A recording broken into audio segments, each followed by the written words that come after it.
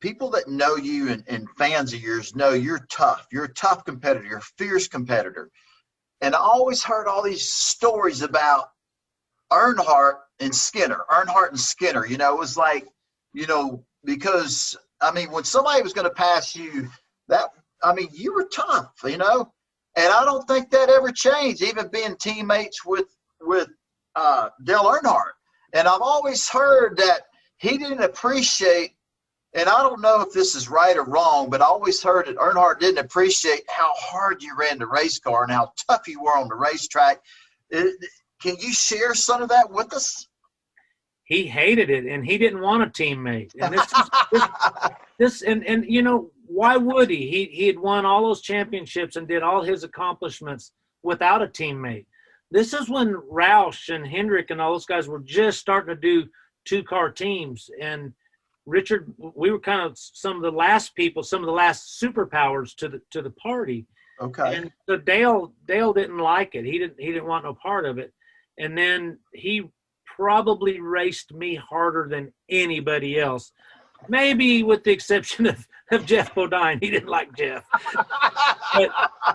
but anyway, it took a long time, and sadly enough, we were at Texas, and this was the year before he passed away, and right. Rusty was still driving, and we were in practice, and the 31 car was on top of the board. Yep. Well, the 3 car was 40th. Wow.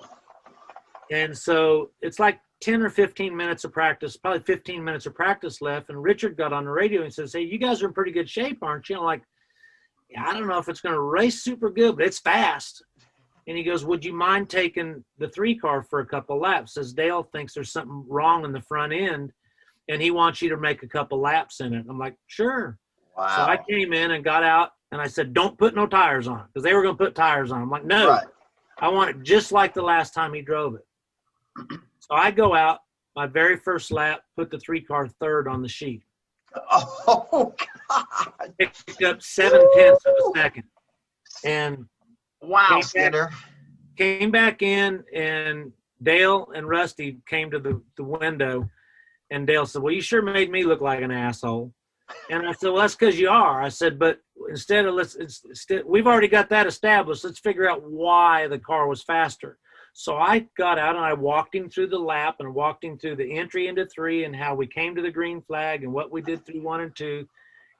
There's 5 minutes left in practice.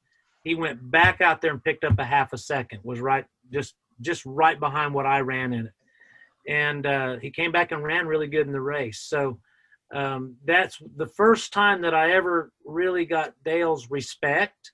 Right. And from that moment on, our relationship totally changed. And it was such a horribly untimely time that he passed away the next year, because I really think that we would have been, now he was still going to race me as hard as anybody. Absolutely. But I really feel like that we finally figured out, hey, we can help each other. Absolutely. I think that would have made the team stronger, but unfortunately we didn't get that opportunity after Daytona.